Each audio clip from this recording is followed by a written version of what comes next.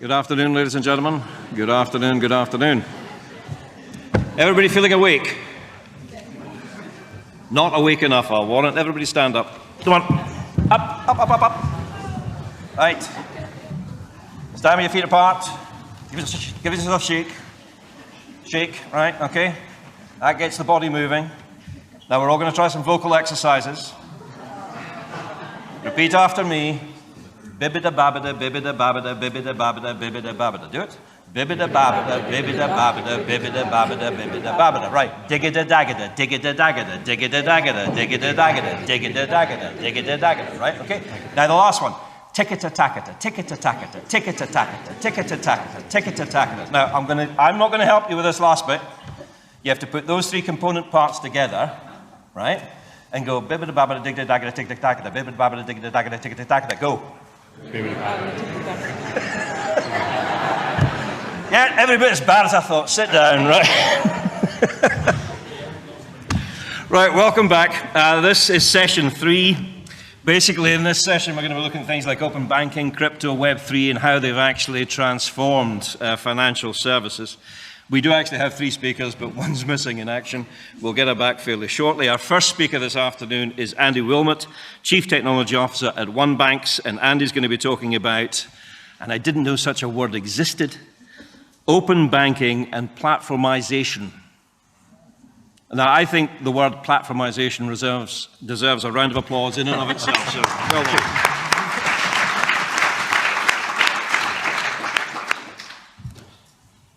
How far do I? Yeah, we'll start there. Okay. Story first. So not long ago, I took a train up to Edinburgh, as I do from the south. I live in Buckinghamshire.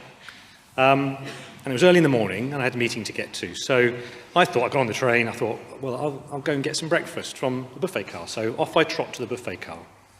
And when I got there, there was a bit of a kerfuffle happening. There was a young boy who was trying to pay for some food with some cash. Now, I think he'd probably been given some money by his parents, told to go and get some food, off you go, and he was trying to pay. But he was being politely told, while the attendant was pointing at a sign, that it was saying, no cash, cards only.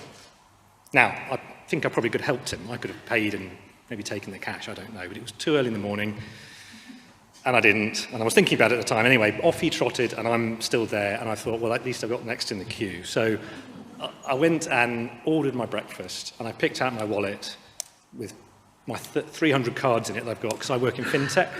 So I try every single product under the sun, so I've got nearly every card to show for it. Picked out the only card, of course, I ever used for any kind of payments, and I paid for my breakfast. I didn't think much more of it after that. The next day, I was getting the train back down from Edinburgh, and I got on the train, at probably exactly the same train. Thought, it's a long trip, I'm going to go and have a snack, as you do. So I went down to the buffet car again, got out my wallet with all the cards in it, and, you know, safe in the knowledge that if one of those cards doesn't work, another one will, not a problem.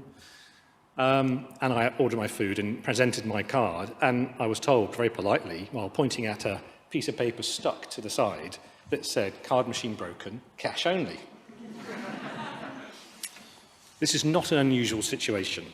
You know, I'm sure you've seen something similar before yourself. We now live in an economy where to pay for something is not about whether you can afford it, it's about whether or not you've got the right particular form of cash or card or smartphone on you at a particular point in time. So I'm here today to talk to you about technology disruption in a space you're probably not too familiar with, so cash and branches.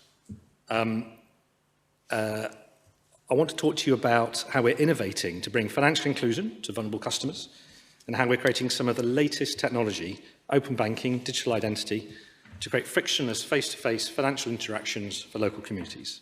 And I also want to demonstrate that digital technologies that we use to do online services are equally as valid for in-person journeys. So, a bit of background about OneBanx. Firstly, we're not a bank. It's really important to understand that. OneBanx was founded in 2020.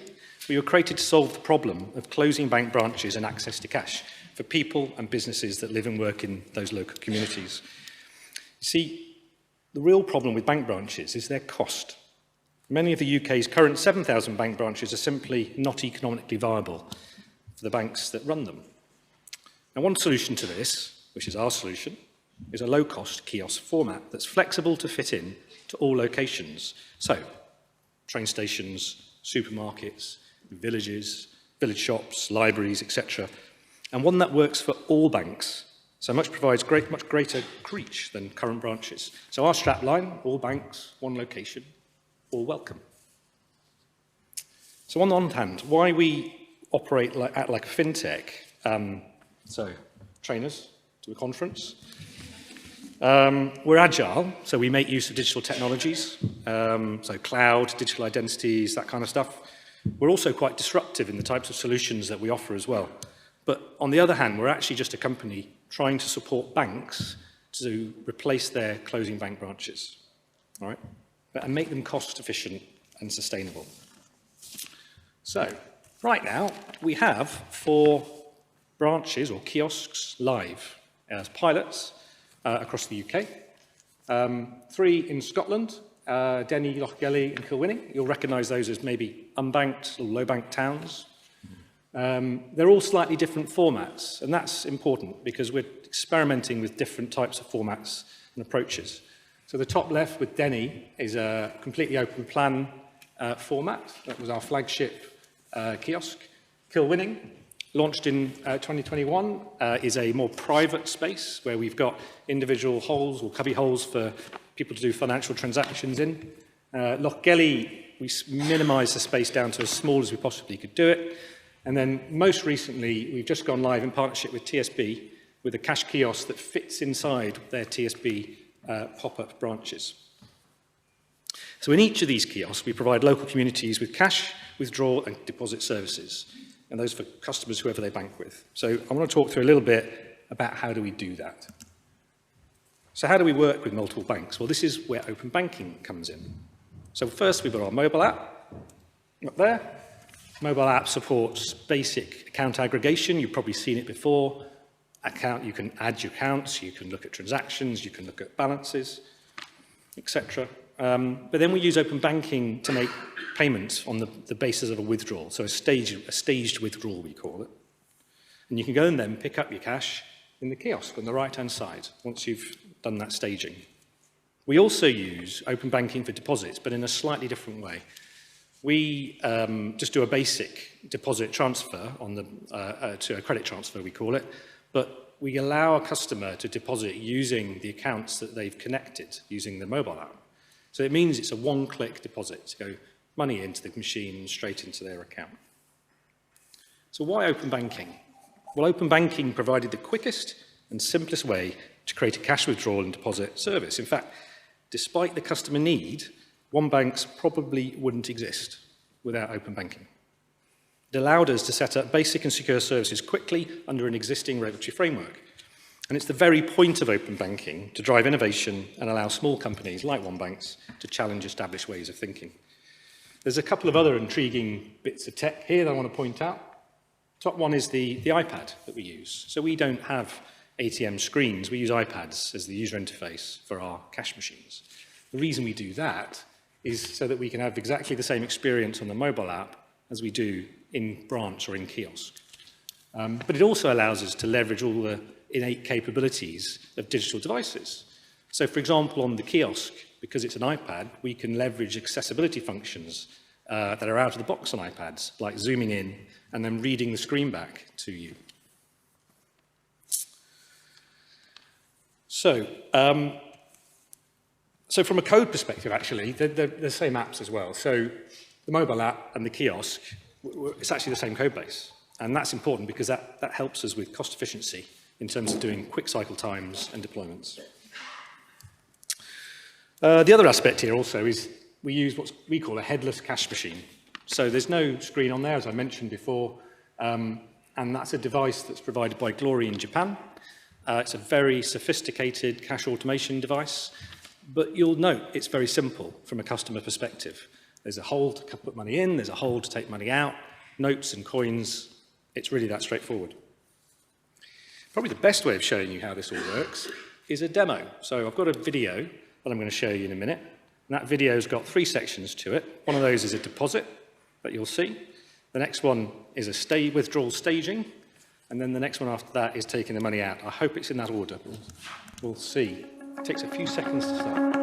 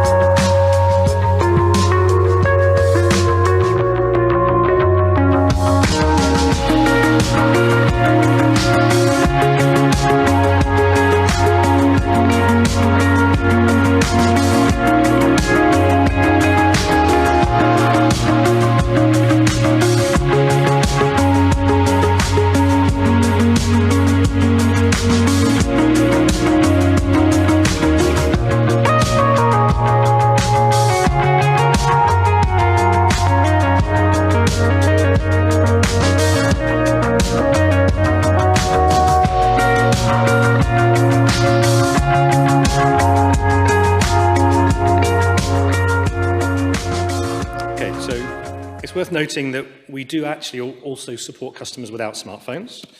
Not everybody's got a smartphone, and we are currently building card-based journeys as well. So some more to come on that. But I think probably the most important thing here is just to explain about open banking.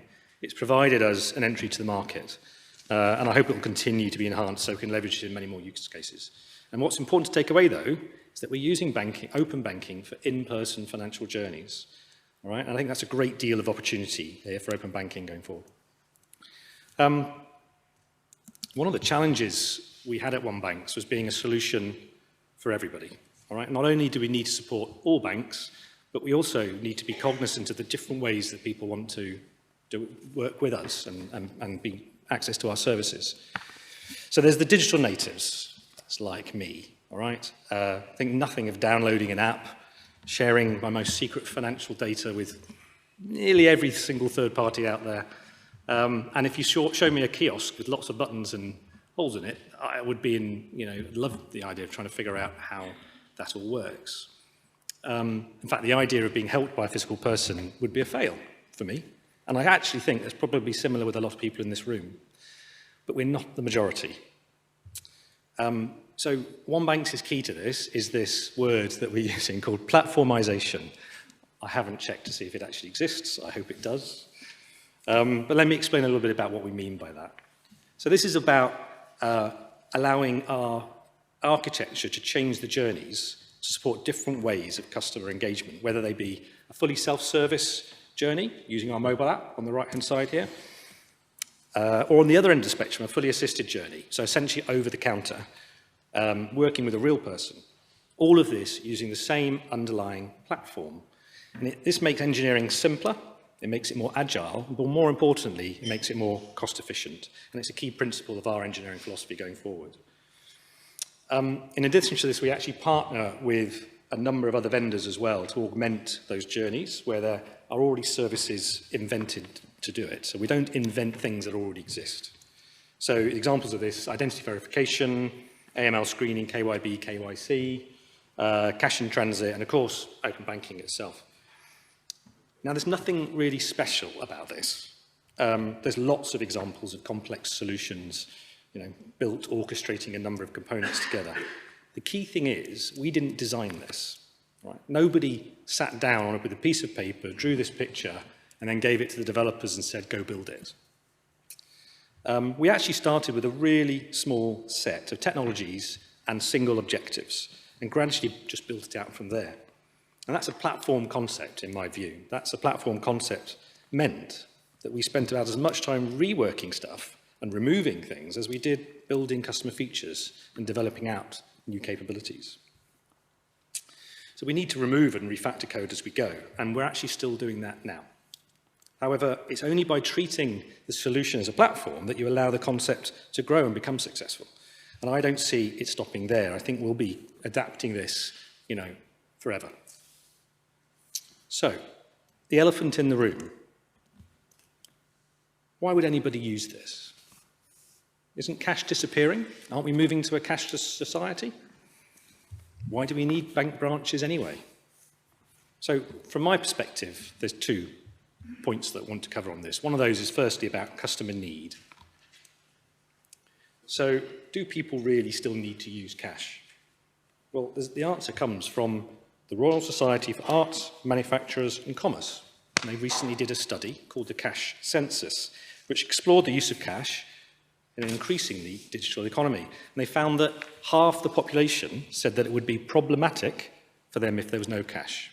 Now, it's not the whole population of the UK, obviously. It's an extrapolated population, but it's still half, all right? They also found that 1 in 5 people said they would struggle to cope in a cashless society. That's 19% of the population, so about 10 million people. 15% of the population said they were using cash more because of the pandemic. Not less, more. That's 8 million people. Yes, it's not the majority, but it's a hell of a lot of people. But I'm a technologist, really, and I would like to talk to you about behaviour, or that is technology influencing customer behaviour. So another story. Some time ago, I was a developer, quite a long time ago actually, I'm not going to tell you how long, writing code for mobile phone billing systems. It was about the time of the now ubiquitous SMS text invention. It's when we started doing SMS text. And I remember talking to people, and everybody I spoke to, nobody thought it would be a particularly popular function. Why would you type a message into a phone, the number pad, when actually you could just give somebody a quick phone call? Well, we're now supporting about 2.2 billion text messages a day around the world. So it's been pretty successful. Now, what's interesting here is that text messaging hasn't replaced any other channel that we use. Clearly, a voice call is far more costly than a text message. Right? But no telecommunications company has removed voice from their services. For example, Slack has just reintroduced voice in the form of huddles, if you've ever used it. And this is what we need to do with our cash and branch infrastructure. It requires modernisation, innovation, and improvement, not replacement. Replace it, and yeah, people will be forced to find alternatives. But this isn't preference. It's driven by the customer's need to access those financial services, whatever way they're provided. If there's no access available, there's no option, and you can't physically access those services, well, then you're just excluded. It's also a supply chain problem as well. So think of it like this. If a business can't deposit cash, then they can't accept it. If they can't accept it, a customer can't pay with it, so they can't do business. They're excluded. Now, we have many of the technologies available to fix this already. So open banking, digital identity, chip and PIN, high-quality video calling. OneBanx is proving this already with our pilots. So what we really need to develop is our cash platform. All right? We need to turn our cash infrastructure and platformize it. So not modernize, let's modernize, not replace it. All right, so back to the young lad, trying to buy some snacks on the train with some cash. Put yourself in his position. How would you feel? Would you feel included in society? Or would you feel excluded because you're not old enough to have a card? Or you're not wealthy enough to have a wallet full of cards? What would you think of the person behind you in the queue who didn't help? I mean, I know how I felt. Well, we were excluding people. We are marginalising people. But I also thought I probably should have helped him because then I would have had some cash to pay for my lunch. Thank you very much.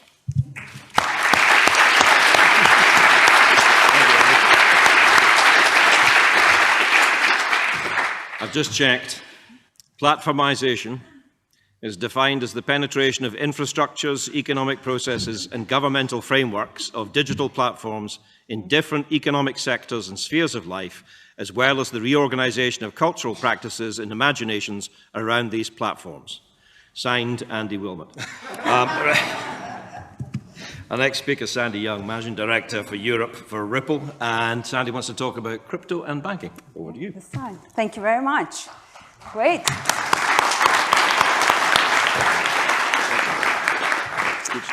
Good afternoon, everybody. Great to be here today. I'm going to start with some headlines. Is the crypto collapse permanent or merely a crypto winter? Trading volume on top NFT marketplace OpenSea down 99%. Crypto lender Celsius files for bankruptcy. Coinbase reports 63% drop in revenue amid industry slump. How many of you have heard this kind of news recently? May I have a show of hands? Great, everybody is on top of their news, fantastic. And how many of you think crypto is dead or has a very limited potential based on everything happening to make a really dent in financial services? Few hands, few skeptics. Most people are very polite. You don't want to offend the speaker. Thank you, very, very kind. So really, regardless of where you are in the spectrum of crypto skeptic or crypto enthusiast, this is real, right? This has been happening and it is worrying.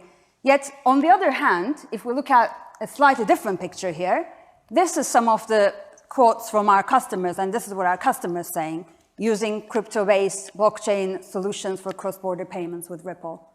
Being part of RippleNet has helped us to completely enhance our customer experience and expand our business. Through NIM's use of Ripple in the Philippines and Mexico corridors, we are able to eliminate pre-funding requirements and offer faster remittances at lower cost. After joining RippleNet, we became a credible partner for financial institutions all over the world, and this helped us cut transfer costs by as much as 40% and settle cross-border payments in just a few hours. So, is crypto really dead?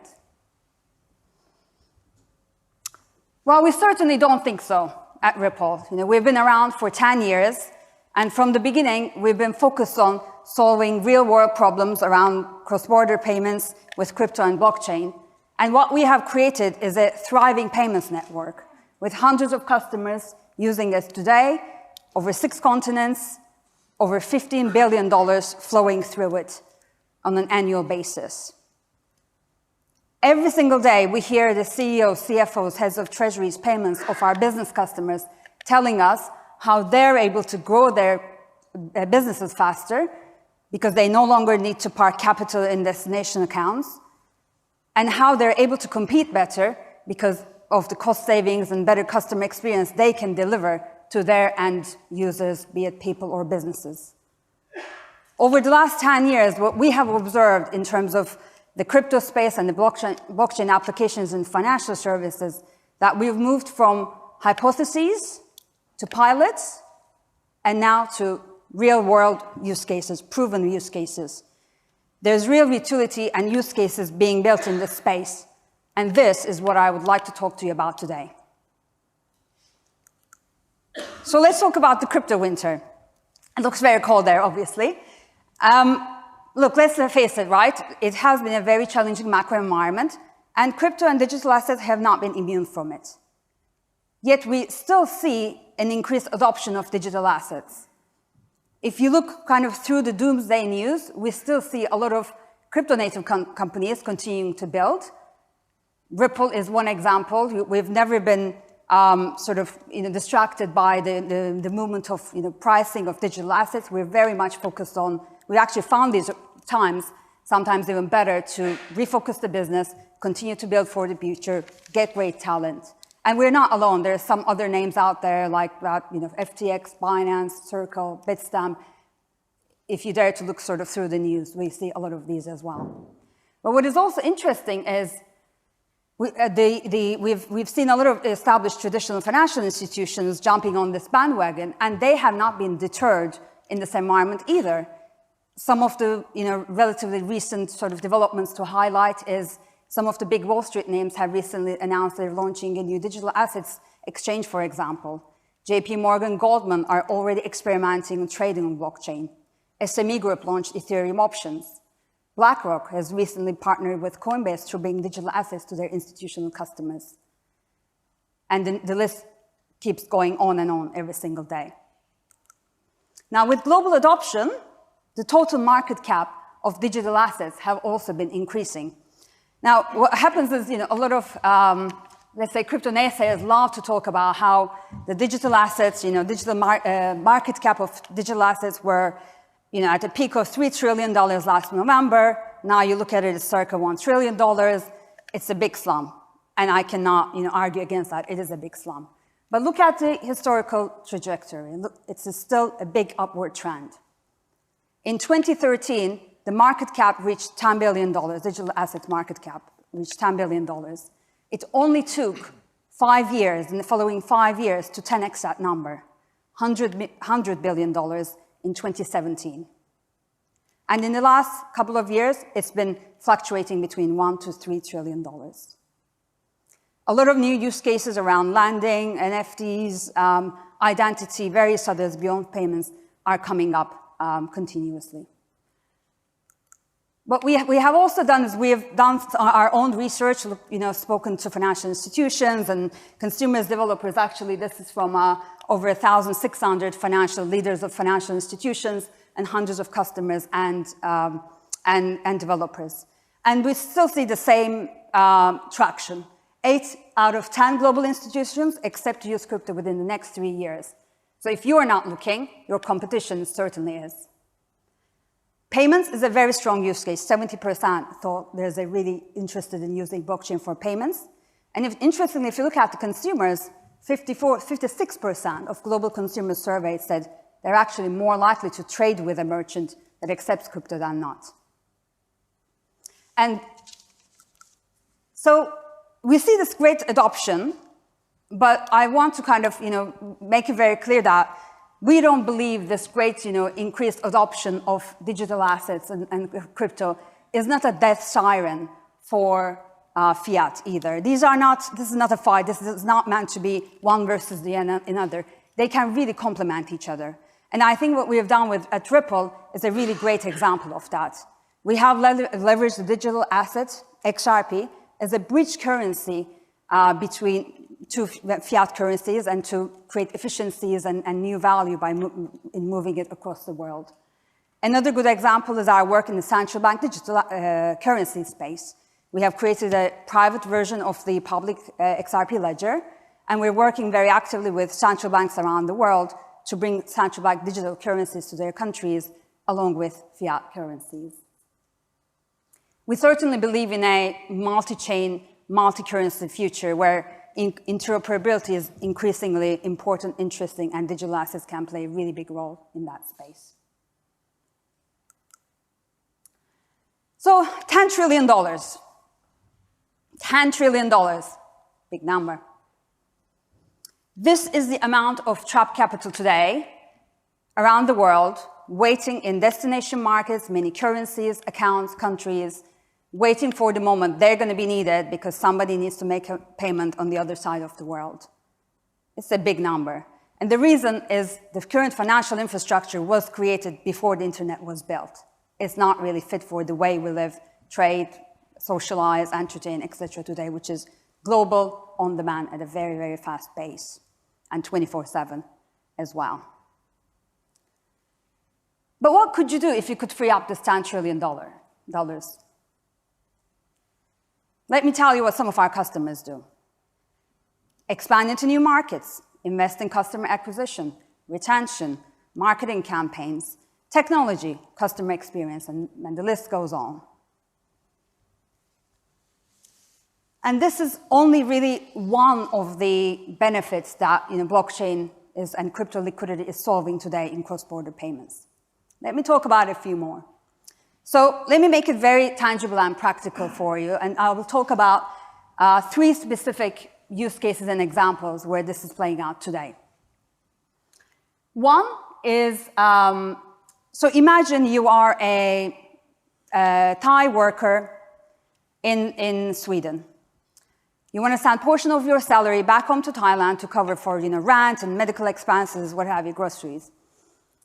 Now, you can use your traditional method, go to a traditional bank account, etc., if you're able to do so. Not many people, there's 2 billion people in the world that don't have access to that. But let's assume you can. It will still take probably about 3 to 5 days, most likely, for your family to receive the money. Won't know exactly when that's going to arrive. You're very likely to pay about €7 out of each €100 you're trying to send. And as an alternative, you could go to somebody like XBAT here, which is a RippleNet partner, customer who partners with RippleNet and our partner in Asia, Tranglo.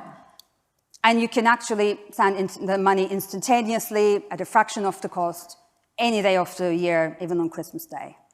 And what's really interesting is, to enable that, XBAT does not need to park any Thai baht in Thailand. Instead, they can take that capital and invest in their growth.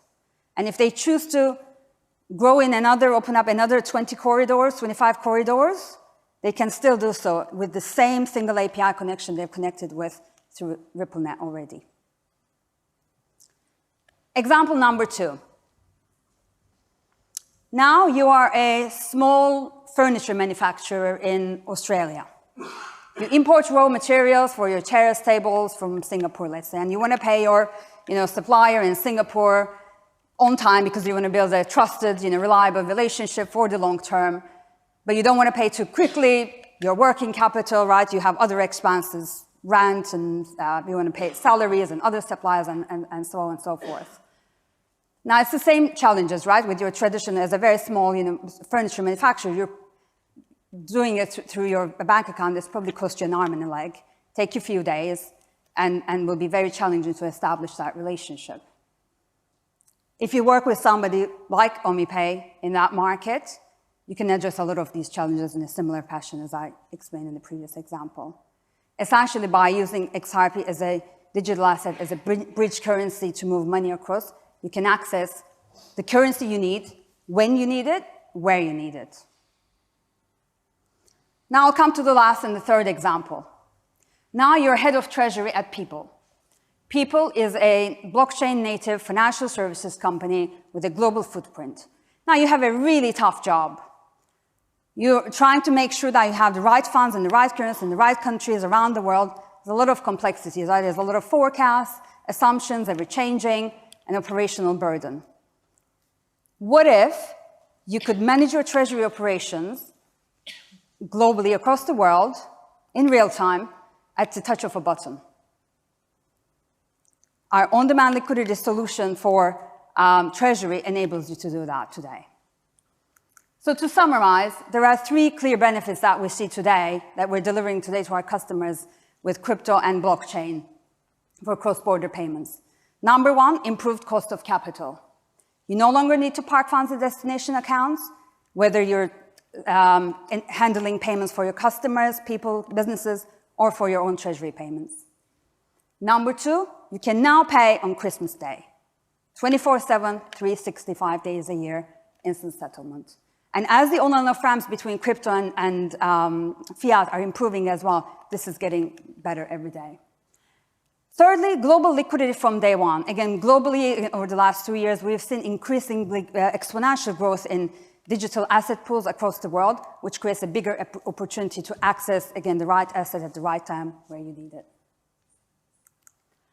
Now, in closing, sometimes when I explain all of this in some of these events, people ask me, oh, this sounds amazing. Can I try it? Is there a pilot, a proof of concept? Well, the good news is this is beyond pilot. This is real and happening today. With blockchain-based, our crypto-powered cross-border payment solution essentially has been around for the last few years now, and it's going from strength to strength with more customers and partners adding onto the network. And this is happening despite any price fluctuations, market turmoil, etc., because since the beginning, we're focused on solving the real-world problems of moving money and essentially, more broadly, value across the world. So this is real. It's happening. It's here and now. And as we speak and have this conversation today, hundreds of customers are already benefiting. And we partner from the beginning. Again, we've been partnering with a lot of financial institutions, very much like yours, and the experience and expertise we have developed over the last, again, 10 years, building the largest crypto-powered cross-border payments network with some of the leading institutions around the world. We're very excited to bring that and expand that ecosystem. Now, if you're wondering how you can move money abroad cheaper, quicker, and without parking funds anywhere in the world, I definitely invite you to explore what digital assets and blockchain can do for you. Any questions, please find me on email, LinkedIn, or after the event, or feel free to ask questions in the Q&A session. Thank you very much. Thank you, Jenny. Well, Sandy correctly points out that there's going to be a chance to ask questions of our three speakers at the end of the third presentation, which comes from Davina Paul, Chief Financial Officer from Zumo, and she's going to flip it round and look at it from the consumer's perspective. So, Davina.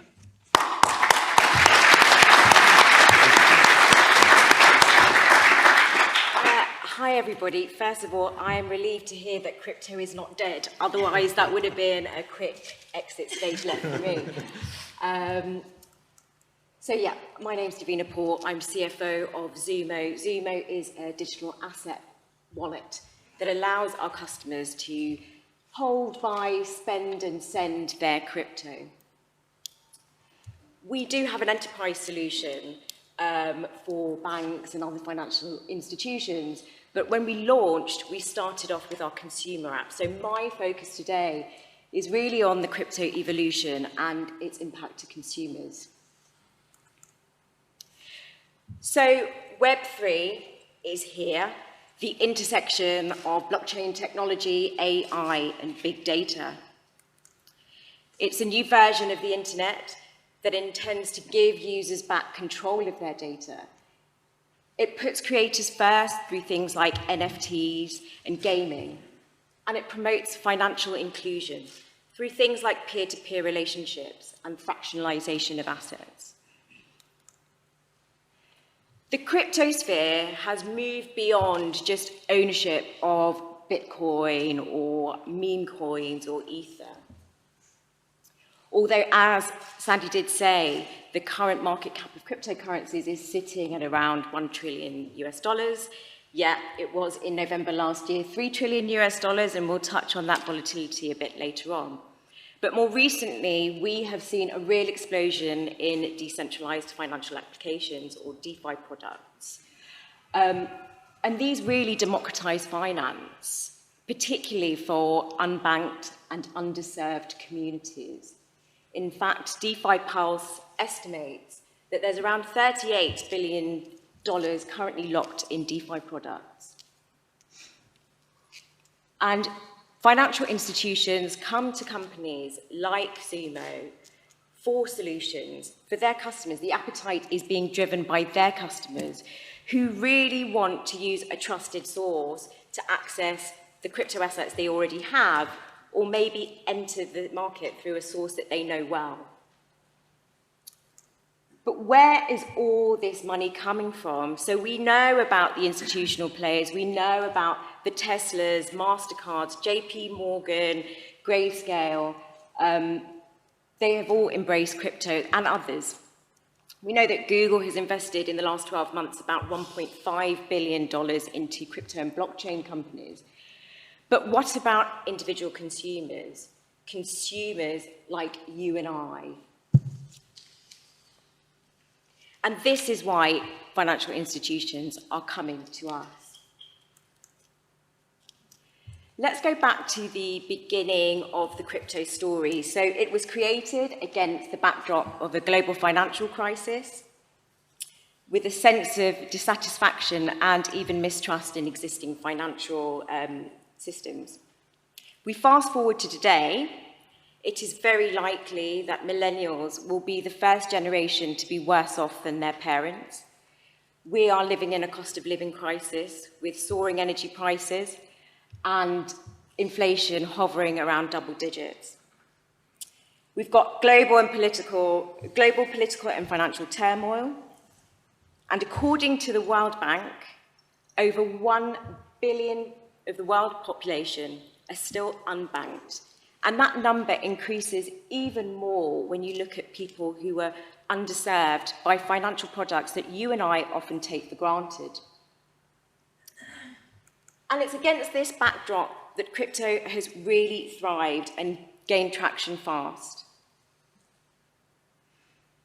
AAA estimates that globally there are 320 million crypto users around the world, 51 million in the USA, 53 million in Africa, and about 130 million in Asia. And according to a report by Chainalysis, Vietnam topped the table of crypto adoption in 2021, with 1 in 5 of the population owning crypto. But why? Why Vietnam? So when we look at Vietnam, it's got a median age roughly 10 years younger than the UK. According to Vietnam Daily, there is limited access to traditional financial products and investments. 70% of its population are unbanked. The crypto ecosystem is considered borderless, so it offers easier overseas remittances for Vietnamese expats who want to send money home to their families. In a country where it's not uncommon for governments to seize property, digital assets are perceived as safer. And whilst cash remains the most popular mode of transaction, card payments just haven't taken off.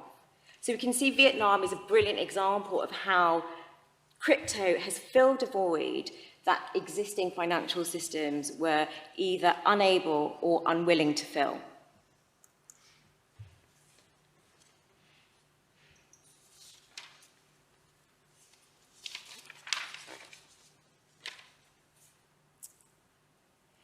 So the metaverse and Web3, they're still evolving. It's still a technology in its infancy. But it's moving outside of finance. It's bringing up different gateways to give people outside of finance and financial service access. So when you think about things like NFTs, and we can already start to see how they can disrupt things like the art world, the music industry, even museum curation. You've got gaming, and you have the metaverse. You've got new, simple products and UX, which are allowing users to move seamlessly between their crypto-native products and their mainstream ones.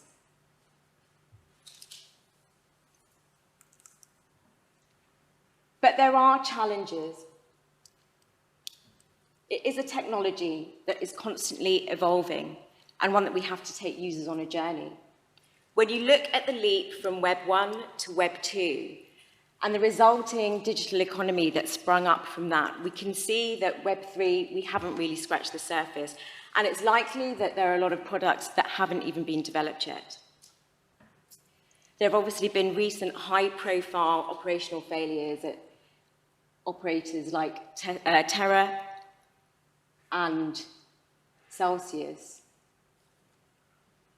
And these have undermined industry credibility, they've destabilized the industry as well, and they've highlighted risk. There are 2 issues or challenges that are really important to Zumo, so I wanted to go into them in a bit more detail. Energy consumption and regulation. So energy consumption of crypto is constantly in the press, and it is a stick that is often used to beat the industry with, and rightly so, often. The Cambridge Centre for Alternative Finance has compared the energy consumption of the Bitcoin network to countries like Sweden and Malaysia. The nature of proof of work, the fundamental cryptographic method which underpins the robustness of the blockchain networks, has become highly energy consumptive, in a large part due to the substantial rewards that miners get. And it's something that the industry has to address. And it's certainly an issue that at Zumo we feel we are leading the charge. We are signatories of the Crypto Climate Accord, and we've committed huge amounts of resource into work towards meeting our net zero carbon emissions commitment by 2030. And we've recently been awarded an Innovate UK grant for working in this space. We believe that the crypto evolution should not come at a cost to our planet. And through the work that we've done in this space, we know that our consumers feel the same too. But the beauty of blockchain is its transparency. End-to-end energy consumption is far easier to calculate than in other industries. Nothing is hidden, and this is a unique starting point from which we can begin to create change and allow the industry to come together to meet net zero commitments. A great example of this, and perfect timing for me today, thank you Vitalik, is the Ethereum merge, where the network is moving from proof of work to proof of stake. Researchers at the Ethereum Foundation have said that this change, this move, will reduce the energy consumption of the network by 99%. Now, whilst its legitimacy is still being questioned, particularly by advocates of proof of work, because it's based on the level of ownership of the network, and they believe that that takes away the equity of the blockchain. This move also dramatically reduces gas fees, and this has been a key prohibitive factor in terms of participation. Another issue important to us is regulation, and we do believe that regulation can be a force for good. We have built our products from a user-first, compliance-first basis. We are one of, I think, around only 40 companies who have been admitted onto the FCA's 5MLD register to operate as a crypto business. And we know that it's the responsibility of businesses like us and others to educate users through their crypto journey. And we do this through our crypto college and our crypto confidence events, and we know others are doing the same. We can also see that globally, regulators are mobilizing themselves to further their understanding of crypto, and hopefully continue to work closely with business to protect customers. We were recently part of the FCA's crypto sprint, and I know there were lots of productive outputs from that. We've got MiCA coming in Europe in 2023, and that should hopefully harmonise European regulation.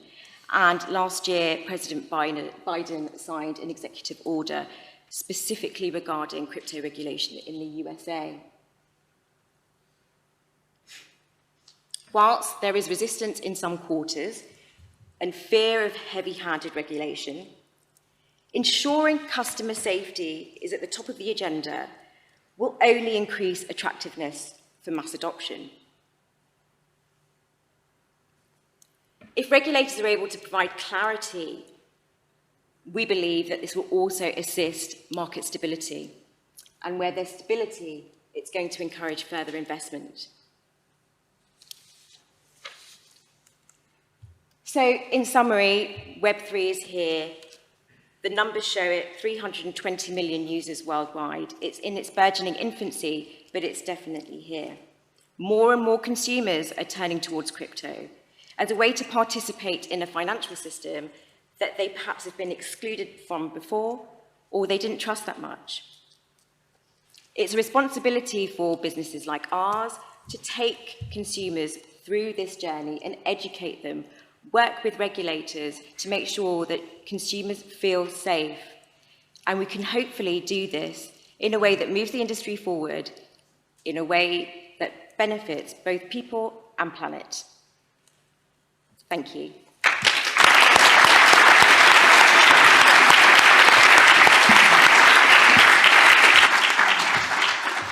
Thank you very much, Davina. Right, just to remind you, we've got a couple of mics live in the room. So if you've got a question, stick your hand up. If you wouldn't mind identifying yourself and asking your question. And you can also use Slido, as some people obviously have been doing already. I will kick off with that first question, just to give you time. When we live in a world requiring sustainability, the cost and climate impact of crypto is significant. How does Ripple offset this to contribute towards net zero? Thank you. I guess that's for me.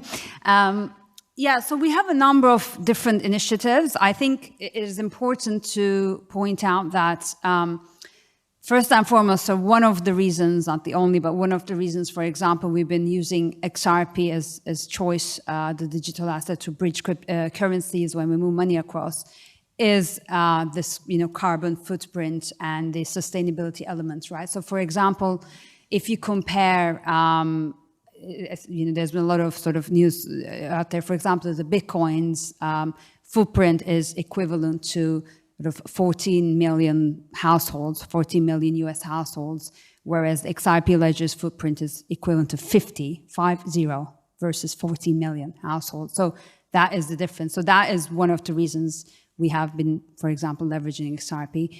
We're also part of the Carbon Climate Accord. XRP Ledger is one of the basically first major blockchains with a zero carbon footprint. So there's a number of different initiatives and industry participation. I think it's really, really important that, as we build, as Davina was saying, we're still in the early days, right? But as we build this industry, it is important to take sustainability in the design from the beginning. And that's why I'm also very excited about the merge that just happened with Ethereum as well. Why did crypto, forgive me, I don't follow this, but why did crypto slump, this to either yourself or Davina, from 3 trillion down to 1 trillion? What happened? I think there's lots of different factors. Oh, sorry. I think there's probably lots of different factors that have contributed to that. I think globally, different markets, how people have approached mining, regulation. So I don't think it's just one reason, but I think while the world, particularly regulators and particularly governments, are trying to understand crypto a lot more, I think there's been a lot of fluctuation in their approach to it. And perhaps in some quarters, they've been a bit heavy-handed from the offset to then build back up again. So we can see in China, they've been pretty heavy-handed with miners. Other regulators have banned crypto use as well. So I think that probably hasn't helped. You probably have some. Yeah, I can add to that as well. I think there's, again, there's not one reason probably, but one of the important contributing factors is also the broader macroeconomic environment, right? Inflation that we haven't seen in decades, and the general investment appetite has gone from, less kind of risky assets. So I think that's part of it, because as we see kind of the big hype, there's a lot of the big hype that happened over the, through COVID, with a lot of government payouts people have received, that has spurred a lot of the investment in crypto as well. So maybe we're seeing, pull out of some of those. And we've, let's face it, we've had some challenges that are very specific to the crypto industry, right? There's been some issues around transparency, and still some players are still not very transparent in how they operate, how they manage risk. These are really important topics. And without good regulation that, sets a very clear framework around how the space should be regulated, I think a lot of these things, will continue to happen. But great to see the regulators are now on it, and I think that we're going to see a lot of change in the next year or two.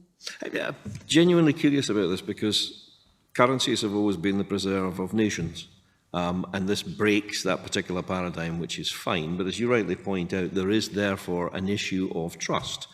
You look at a US dollar, basically, in God we trust. If I'm buying crypto, who am I trusting? Who exactly is out there? Who's actually? What's your feelings about this? Well, you're trusting the decentralised networks. You're not actually trusting anyone individually. You're trusting that network in itself will keep running, and that has a trust. Decentralisation doesn't just give you, ultimate trust in something. I think a lot of the fall has actually probably been more down to the fact that a lot of people in the world still think of crypto as an investment. So it's going to fluctuate like an investment does. It's not going to fluctuate quite as much as cash does, or other types of, assets. You think of people moving to gold or something. So I mean, I wouldn't be surprised if there's a lot of people getting cash and stuffing it under their mattresses. Which is completely counterproductive at the moment, but never mind. Looking through some of these questions, how are we ensuring black money is not getting converted to cryptocurrency? I mean, there's a few things to address in that question. I can take it further, and you follow. So I think the thing about the blockchain network is it is transparent. It's completely traceable, right? So, and there are, we use chain analysis. All transactions are being traced. All those checks and balances are in place. But I think to call it out over and above traditional financial systems as being the thing that's doing that, I think this is a risk in all financial systems. So I don't think necessarily it's doing anything that isn't already there. I think the fact that it is trackable and traceable actually puts it in a far better position than traditional financial systems where cash can be lost, cash can be used in the dark market and all of that kind of stuff. So I think probably I would say there's nothing being done that isn't already being done, but actually its traceability and its transparency probably counteract or help in this issue. Who is this appealing to, Sendi? I mean, one of the figures you put up was 56% of people surveyed, you said they would be happier using crypto, I think it was. I find that really quite surprising. I mean, who were they? To be honest, I thought it was very surprising as well when I saw the amount. I don't have any details at the moment. I mean, happy to look into it and find out. At Ripple, we serve business customers only, so I don't know enough about the sort of depth of the crypto space. Right. Consumer space. And another good question there, what void does crypto fill with people who aren't given loans from the banks, for example? You want to try that, Andrew? Well, I was actually going to think of answering the one about Pick black one you money. like. Pick one you like. Anyone you like. It's no good problem. That one's too hard. So how do we ensuring black money is not getting converted into cryptocurrency? Actually, you've got to ask where it's coming from in the first place. And cash probably is one of those areas where you're going to question, well, how do we make sure that cash, when it gets converted into crypto, and then it can be tracked, where does that come from? Well, that's something that I think OneBanx is trying very hard to do as well. We do a KYC, full onboarding, full identity check of everybody that joins up. Now, it's not what you could be said for just average cash deposits currently. Now, yes, you're doing them in banks, so there's a certain amount of protection there. And I think that's going to increase over time. I think things like identity and the way that we verify individuals and customers is just going to get better and better and better. So I think actually, the cash market is probably going to help in that regard. So. One of the parts of the surveys that you carried out, people said that they would struggle to cope in a cashless society. Why? Read the report.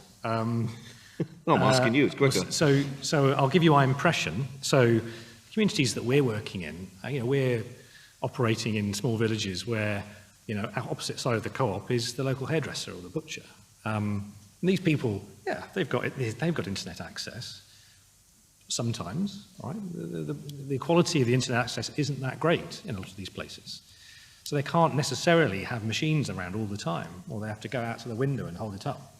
And then the people that come in are from local communities, everything from farmers to people working in the local shops. And actually a lot of the people like to use cash. They use it for budgeting. So one of the reasons cash has gone up in the pandemic is to support budgeting. So actually, cash, and actually a lot of people, cash is a sort of a definite value. You know what you've got. I've got some cash here. It's not going to go away. I don't have to trust someone else, or I don't have to trust the whole of the decentralised blockchain. That's still going to be cash, right? It might reduce in value slightly over the next few years, but it will still be cash. So I think people are feel as though they really do need to hold on to that as a financial transaction. That's what they want to use. Well, the latest figures I saw yesterday is you've got £100 under your mattress. It's going to be worth £87 in a year's time. Yeah, but I think, I don't think people read the financial news as much as probably this group do on a regular basis. And I think, for most people, yes, they'll see prices going up, but they'll just want to use cash to help them budget. Okay. Yeah. Any question from the floor? Gentleman there, please. Microphone's just coming up behind you. If you could identify yourself as well, please. Hello, I'm Jasneet. I had a question regarding, there are a lot of money transfer through blockchain as well, but it has not significantly challenged SWIFT right now. So what do you think in how many years it can challenge SWIFT? And in the future, do you think it can replace SWIFT, capturing 90% of the market in terms of money transfer? Did you follow the question? No, Replace SWIFT. is the question, will the blockchain-based money transfer systems replace SWIFT? Yeah. Is that, okay. Yeah, I mean, great question, right? I think it is potentially complementary, and today it certainly is complementary. SWIFT still exists, and there's, RippleNet exists, and other ways of leveraging still different digital assets to make payments exist. Again, I think to my point from the presentation, right, this is not like, this or that, who's going to win. This is a massive market, right? Cross-border payments today is, I think, at about 150 trillion or so globally, or 130, 150 trillion. It is a massive market. Absolutely, it's a very tough problem, right? If it wasn't, it would have been completely solved by now. But I think, again, the opportunities that, blockchain technology and using digital assets, and there's lots of different, companies in the market that are looking at it in different ways. I think it offers a tremendous new opportunity to look at things from scratch and address some of these issues. But I can't tell you it will disappear. Will it ever disappear? I don't know. I don't have a crystal ball. But so far, complementary is working well. They're saying in the past, currencies have always been the preserve of nations. If you take that away from them, surely they are always, but always going to perceive it as a threat. Yeah, in a way. I think it's because, countries have always owned the cash. They've always been the thing that you trust. When I think about, I've certainly been thinking an awful lot about the way that the whole of the UK works recently, with the passing away of the Queen. And it does make you think about, how as a society do we actually work as a team in a country? One of the things that we're so used to having right now is the pound, and it is effectively owned by us as a country, and it's therefore trusted. So when you have that pound sitting there, you know that everyone else in the UK, who's part of Team UK, will take that money. And I think that's quite important. As soon as you take that away and say, well, actually, no, that pound or whatever thing you've got there is now something that sits on some set of computers, millions of computers somewhere, decentralised across the whole of the world, it suddenly becomes less tenable, I think. Clearly, you have never tried using a Scottish £20 note in London. Which is a completely different ballgame, friend. Good question at the top there from Mark D. When do you expect to see crypto payments accepted by vendors in the mainstream in the UK? It's already started, isn't it? I mean, it's early days, but it's already starting. I think that really it will be regulation that will kind of proliferate that, because once there's clarity on regulations, banks will become far more receptive, and so retailers will be able to, kind of use it in conjunction with their current banking systems as well. Yeah, especially in the high-end retail, sort of high-end fashion space, there's a lot of increase. I mean, a recent example is not based out of the UK, but a Berlin-based company, Luna, which is our kind of partner. They basically allow, for example, if you want to buy a Gucci bag and want to pay that in Bitcoin, they allow that to happen at the acceptance. And they've partnered with us, for example, to access the digital currencies at the right time and the right price, etc. So we are seeing that, again, live from our experience in the market, again, not right now in the UK. So I think it will come there, but again, I'm not, too close to the specific consumer space. Yeah. Again, interesting point at the bottom there. Is it ethical for the global South economies to be dominated by Western-run and owned mediums to access finance? I mean, somebody suggested that the uptake in Africa was really quite high. I'm curious as to why that might be. Well, I think the reality of African nations is that they have always been receptive to digital payments, because they have such large unbanked and underserved populations. And I think probably it's very easy for us to sit in the UK and Europe with banking systems that seem to work pretty well for us and we have good access to maybe not see it from their point of view. But if you look at things like M-Pesa and actual crypto adoption there, it's because they are looking at alternatives because traditional banking systems have failed a lot of people in African countries. Interesting. There, please. Second row.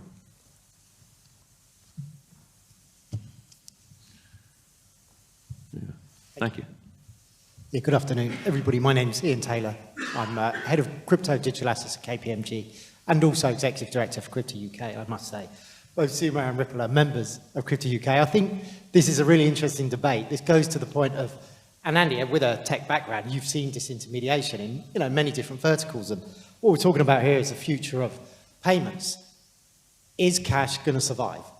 Now, interestingly, I had a meeting earlier this morning with a chap who's been saying, with the cost of living crisis and ensuring recession, we're starting to see people use the jam jars to budget their cash allocation. Used to do it, in the 80s and the 70s when times were hard. This allocation of our pot of money goes towards electricity. There's going to be a large proportion of cash that's going to need to pay for utilities and so on and so forth. So, interestingly, the economic headwinds are showing that cash has a role in society. And it's anonymous. And this is the question we talk about in crypto all the time. The ability to have privacy around transactions. And this is the big debate around public stablecoins or CBDCs, is the design of these things. We do not want our governments to have control, we've seen this in China, access to our financial transactions and even block them. So this is a really interesting debate, and thank you so much for putting it on. As the two new forms of payment using the blockchain technology to transfer value across borders. I personally agree with Sendi, so I'd just like to see the other panel's views if you think that, the two worlds can exist. I do believe so. Yeah, so I think it's a really good question. I don't see cash disappearing. And the simple fact is because there's no replacement for it. So we can talk about crypto and everybody making payments on crypto, but at the end of the day, we're in the middle of an energy crisis. If you lose electricity, you're not going to be able to verify any transactions, are you? It's going to be difficult to do that. I mean, there are some mechanisms, aren't there, of printing out wallets and things like that, but at the end of the day, it's not going to compete with cold, hard currency. So I sort of see them working in tandem, and actually I suspect that we will see the replacement of payment networks with cryptocurrency far, far quicker than we'll replace cash. Just remember something, in the UK, we are around, a 10-20% level around cash use. But in other countries, in particular places like Spain, you're talking about 80% cash use. So in the UK, we're actually quite unusual in the sense that we are moving quite quickly towards this so-called cashless society. Certainly not the same everywhere in the world. Sandy? Yeah, I think, in terms of kind of will cash exist, I think, over time, the reality is cash is still incredibly expansive, right? And sometimes I think, people don't necessarily completely appreciate that, whether it's from a government perspective, the cost it incurs for people, business, people in some places walk for miles just to access cash, right, in some markets. So again, massive costs for governments, businesses, and around security issues. There's so many different layers to it. So I think we are certainly on this massive, the way you put it, we are on this journey of payments digitization, and really crypto is just one leg of it. That's exactly how I see it, right? It's the latest technology that can deliver some changes. I don't see cash as disappearing tomorrow, but if we look at a 10, 20, 30-year timeline, I think it's going to be significantly lower. Most countries are looking at, how to digitize their economies because there's lots of research out there. There's, it correlates actually to economic growth, GDP growth as well. So a lot of, especially developing countries, looking at it as a way to leapfrog their economies as well. I think I agree. I think for the here and now, the two are working in tandem. And And there are a lot of reasons, especially in the regions that OneBanx is operating at the moment. You know, these are areas that maybe really had poor internet access. So that adoption was a lot harder in terms of digital. And that's why they've kind of hung on to hard cash as well. And it is important, but I think there is a generational thing here where I know, and I'm quite old, but even in my generation, I'm one of the few people that has a purse full of cash just for emergencies, and my friends think I'm mad. So I do think there is a bit of a generational shift, and what Sandy said, it is expensive. Cash is expensive. I think that generational shift is actually incredibly important, right? There are ecosystems today existing. People earn their primary income in digital assets, right? That's how they pay their rent today. So that exists. I think that's going to continue to increase and become more and more mainstream. Again, I don't think it's tomorrow, but over the course of the next 10 odd years. And I think that's where we're going to see a massive, like today, you don't think twice about taking your card, right? But there was a point in time where that was an incredibly strange thing to do. Whoever's playing around with Slido at the moment, could you possibly run it up? There was a question there about 53% of banks in Scotland had closed. I don't know if it's possible to actually move that so that I can see it. Mark, that's my question. Oh, right. You asked the question then, correct? Yes, so the Access to Cash report earlier this year said that 53% of bank branches in Scotland have closed since 2015. And I think people who are, less digitally literate and older generations are adversely affected by this. There's been a lot of discussion about cryptocurrency and the shift to digital today. How do we continue serving, at-risk groups, rural communities, older people across Scotland, across the UK? Because as we move away from cash, these are the groups that are going to be affected and the communities that are going to be affected. Obviously, your question, Andy. I don't get many. Yeah, I mean, it is like the whole philosophy of OneBanx really is the answer to the question. But let me just expand on that a bit. One of the reasons why, I suppose in a way we see the loss of bank branches as something that is understandable, because if you look at an average bank branch at the moment in a village, it's usually probably the biggest, most expensive bit of property in that local town. It's usually got pillars associated to it, the old-fashioned branches that you've got. It's big, it's got a lot of staff inside it. It's expensive to run. And actually, a lot of the technology that sits in those branches hasn't been modernised. There's been such a big push towards digital that all the money, pretty much, that's been invested in the banks have been on digitising. As we're all doing it across the whole economy. And so bank branches haven't really modernised over the last few years, other than getting an iPad or two. So the reality is they're just not the right infrastructure to support what we need now. And we do need, and this is about cost optimisation. That's really what it's about. The need is still there. It's just that we now need to transform what we have into something that's more cost efficient. And that's easy to do. There are kiosks for all sorts of things popping up left, right and centre across the country to support a cost-efficient way of doing business. I mean, I don't really see there's a problem in implementing it. It's a lot more of this is about policy and investment in the cash economy to allow us to grow, to have actually something that is sustainable from a cost perspective. So things like OneBanx's kiosks are there to try and support that. But I suspect there'll be lots of other things that will come up over time. So cashback without purchase is a really good one. That we're trying to leverage individual shops to be able to support some of the cash withdrawal capability that's coming out. But there is a key issue with some of that. I did mention that at the beginning, and that is around supply chain. So cashback without purchase is a really great thing. But if you can't put the money back anywhere, there's no way to deposit it, well, nobody's going to want to take it out. So there is a really important thing here, is that to try and maintain that cycle, we also need to make sure we work on both deposits and cash and keep that supply chain going. Was there a particular reason that you chose Denny, Kilwinning and Lochgelly? We did a big spreadsheet with all the banks in, lots of thinking and lots of consultants to come and help us, and there is some logic to that. I think Denny is unbanked, would be one of those, but there are probably a few other bits and pieces there. I think being equidistant between Edinburgh and Glasgow is quite a big piece on that one, so it takes 20 minutes in the car for somebody to go and deposit some money. I mean, it's quite significant. And there's some similar ones. I think Lochgilly, or is it Kilwinning's got a bigger town centre, so we sort of played about with those numbers. But we've identified a large number of towns across the whole of the UK that are in a similar situation, to these three first ones that we've started.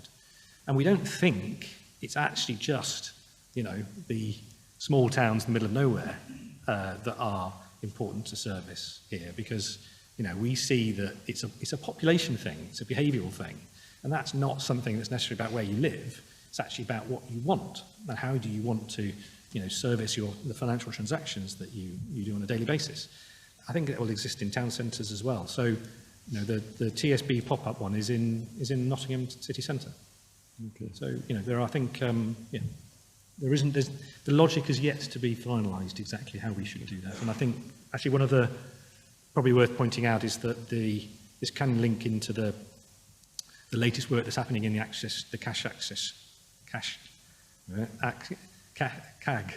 access group, who are trying to drive what is going to happen when branches close. And Link currently are going to be the group that will help us decide where branches should be replaced.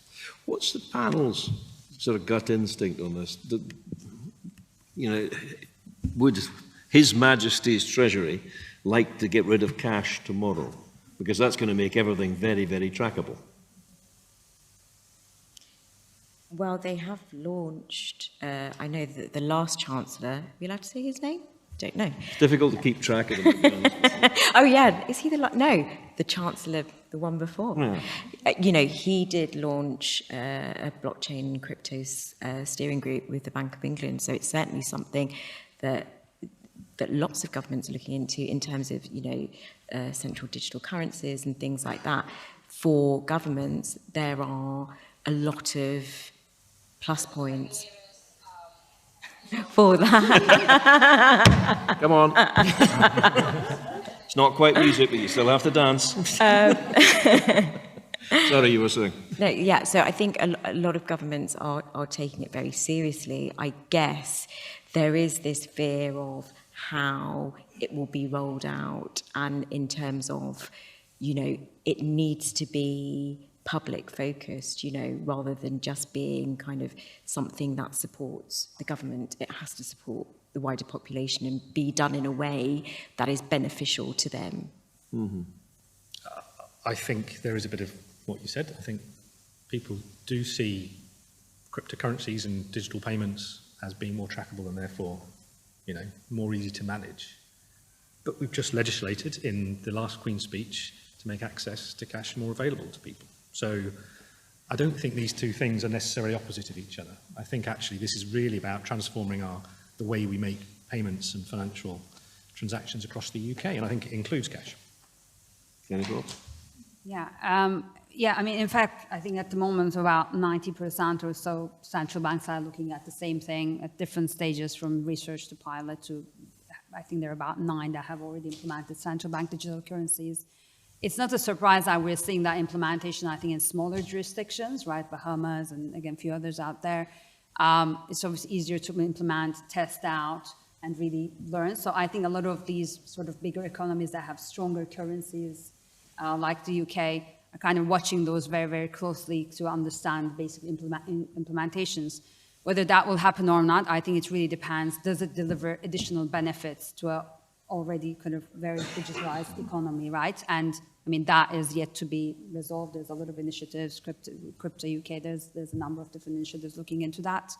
But certainly, especially in these countries, right, privacy is a very important concern, but it really depends on how it's implemented. And I mean, there's so many design questions. It also depends on, are you looking at an implementation at the wholesale level or at the retail level? I think globally, generally, sort of a bit of the consensus, I think, or the trend we're seeing is most central banks are not really interested to implement it at the retail level, because that's a whole other, business and operations they would have to run. But there might be more concrete benefits and immediate at the wholesale level. So it's such a big, we could obviously spend the next 3 hours talking about it. I think at some point it will happen. That's my personal opinion, but it will certainly take years to, investigate, explore, and make sure that there is a, real problem being addressed. Otherwise, it won't happen. There are certain things that digital banking can't do.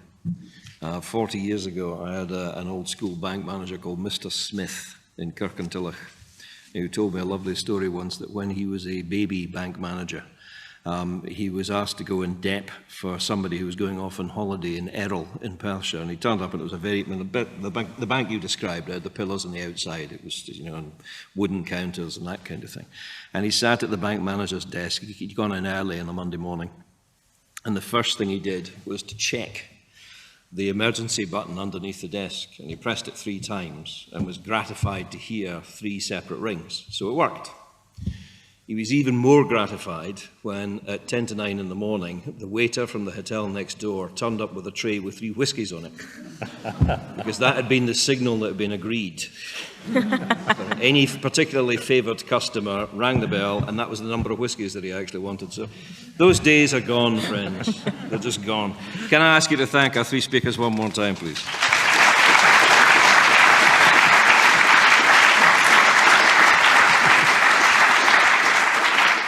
I hope you found this useful. I'd just like to say a big thank you to all our speakers today. They've been excellent. Thank you too to our conference partners, our exhibitors and sponsors. Don't hang on to those delegate badges unless you're really emotionally attached to them. Just stick them in the registration desk when you're leaving the venue. I've got a basket of them at home. It's hopeless. There's a drinks reception in the Stratosphere. Stay and join in if you can. There is a conference survey. There is a conference survey, I know, but this one they do actually use. Give any feedback, positive or negative. It's really valuable. Take the time to complete it. It's only a couple of minutes. This will be sent by email post-event. There is an opportunity to, in the survey, to put yourself and your organisation, or better still, dob in a friend, saying he or she would be a really good speaker for this. This is who you need to contact. Next 3 events, the Fintech Awards on the 6th of October at the Sheraton Grand in Edinburgh, Digital Transformation, 12th of October here, and Digit Expo, which is the biggest event Digit does all year, in the 10th of November, and that's at the Edinburgh EICC. And you can get details on how to book. There are still some places at www.digit.FYI. Drinks will now be served upstairs, but for me, Mark Stephen, thank you for your attention and a safe journey home. Thank you.